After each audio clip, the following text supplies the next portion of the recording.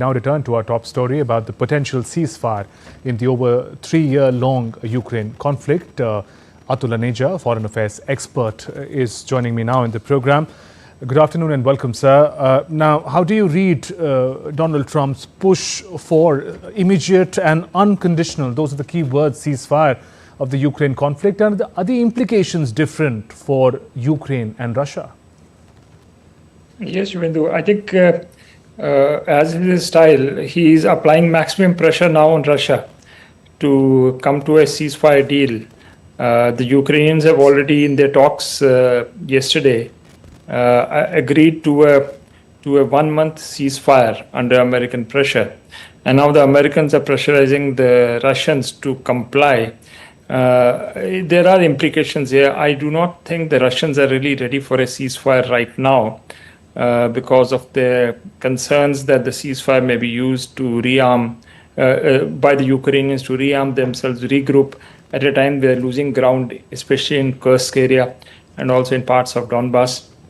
So I don't think the timing is really right to be part of a ceasefire deal right now. But having said that, the Russians will be very keen to make sure that their reluctance to go for a ceasefire right now does not in any way undermine the growing relationship between America, the United States, and Russia. I think that's of critical strategic importance for them, because that means that they would manage to breach the Atlantic alliance, the Europeans on one side and Russia and the US on the other side. That is a huge geopolitical objective which the Russians would want not to be impaired. It's still a fledgling sort of a situation.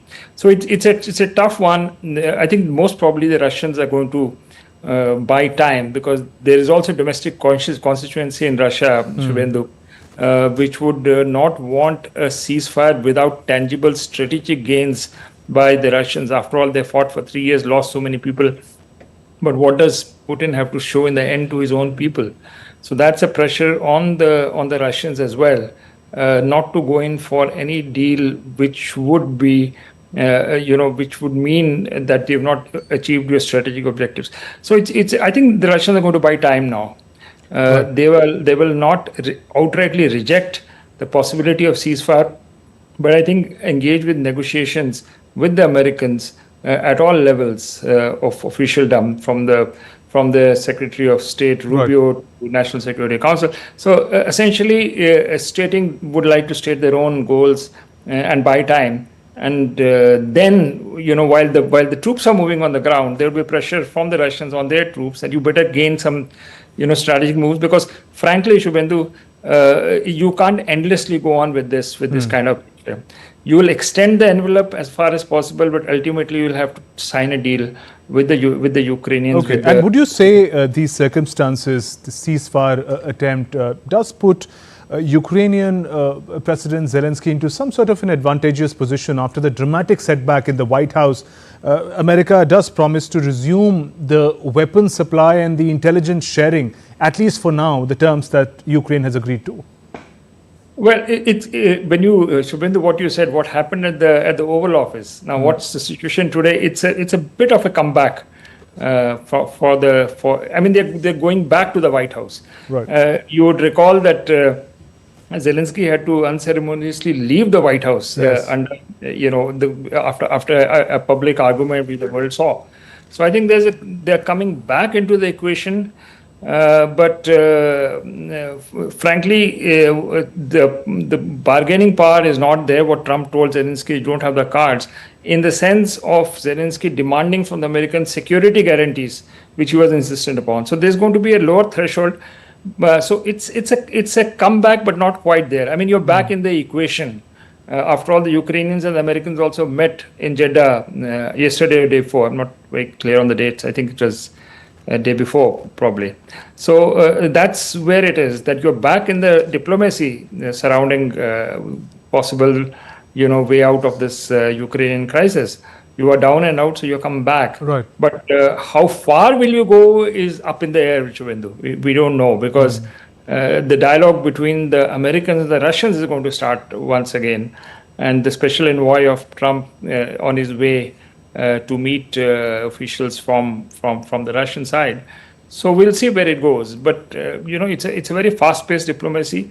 But still, we are not there to come to a formulation which will lead to a durable ceasefire. And where do you locate Europe in this diplomatic exchange? Ukraine had said in that joint statement that in later negotiations, Europe is going to be a part of it, but it doesn't seem very present as of now. Yes, Shubhendu, I think the Europeans right now have been marginalized. And earlier it was and essentially it appeared at one time that Russia-US equation was the primary equation. Ukrainians are back, but the Europeans are still down and out. Behind the scenes, there'll be a lot of diplomacy which will be going on, Shubhendu, at this time.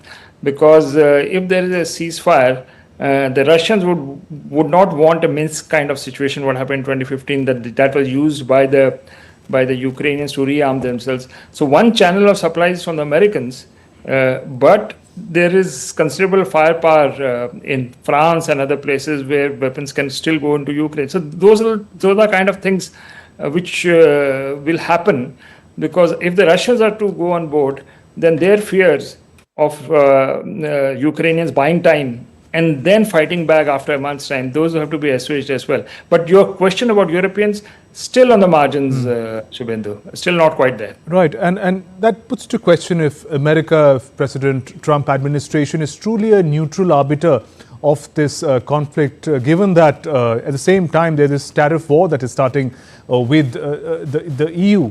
So in that sense, where is Donald Trump positioning America in the conflict? Interesting. Two things, Shubhendu. First is the Americans don't want a third world war. I think that is a clear-cut objective. This is what Trump told Zelenskyy quite openly and bluntly at the Oval Office, that you are risking a third world war. The Americans don't want that. So that's one core objective, which is above any other objective. Then comes the other thing which the Americans have always said, that is, Trump administration has said, that they have been targeted by the US deep state, the unelected people under Joe Biden and others with US aid. It's a full network which is going into destabilizing other countries, but also the Americans. So and the Americans think that the deep state is active in the European Union, which they want to undermine. So that's another dynamic which is going on, which sort of casts sort of obstructions in the relationship between the United States and the core countries of Europe. Here we have to see that there are divisions within Europe, but specifically UK and France and partly Germany. These are the big three. But, the Americans have reached out to the Slovaks, for example. I think they have good relations with Giorgio Meloni of Italy, and Romania, we don't know where things might go. It's still up in the air. So and Hungary, of course. Viktor Orban is actually a friend of Donald Trump. Right. I mean, having spent time in Florida in his residence when he was not in office. So Europe is breached, but really the problem is with these three countries. And that's why we saw Keir Starmer from the UK visiting the White House, followed and preceded by Macron, the French president, going there. So these are three countries. The Americans had really hoped that the AfD would make gains, especially Elon Musk was very keen on that. So that would have meant sort of detaching Germany from the obdurant two, which is Britain and France from Trump's perspective. Right. And finally, sir, the agreement, the joint statement by Ukraine and the US also talks about concluding the stalled minerals deal. What are the long-term implications for Ukraine, and will it work like, as Trump puts it, a sort of default security guarantee if American businesses are in Ukraine? I don't think the deal, the minerals deal, is enough for Ukraine to get these kind of guarantees from the Americans. I think the Americans realize that without the support from the US and the Europeans, the Ukrainians will lose this war pretty fast. So I don't think the Ukrainians really have the bargaining power to strike a deal on the minerals. I think that's something which is like a demand from the Trump administration, which they would have to comply to stay in the game. So frankly, no cards from the Ukrainians on that. I'm also a little curious about the minerals location, Shubhendu. Yes. If these are located more in the Donbass area, then, and the Russians are advancing over there, then if Zelenskyy is not interested in signing any deal, probably that deal at some future date can be signed with the Russians, because there is a mineral tract which has opened up between the Americans and the Russians. That will be an interesting thing to watch. That's right, Mr. Atulaneja. On that note, thank you very much for joining us on the News Hour You're welcome. and sharing your perspective. Thank you.